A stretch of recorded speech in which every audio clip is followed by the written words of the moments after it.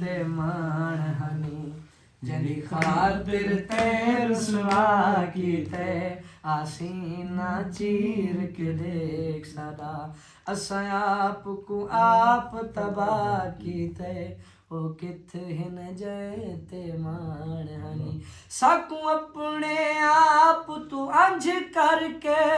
one केड़े महल उसारे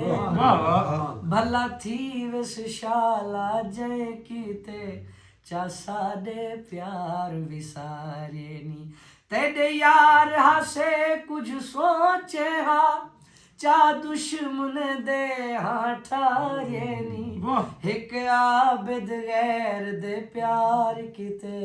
मैं को सौ सौ कूड़ जमारे नी ओ किथ हिन जैत मान हनी तेरी सोच निखड़ के मर वैसी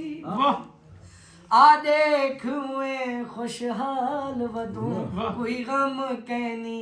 अख नम कहनी सुख नाल निभेंदे साल वदू साडी कलियां निभदी निभ वैसी ना बन साडा भईवाल वदू सजा आबिद दिल दियां दिल विच हिन तेरी हर हिक गाल दे नाल वदू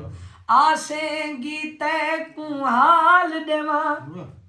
हिक कूंज कलो की आई वदी है इस जख्मी पैर लहू चेहरा खंब हंजुआ नाल पुसई वदी है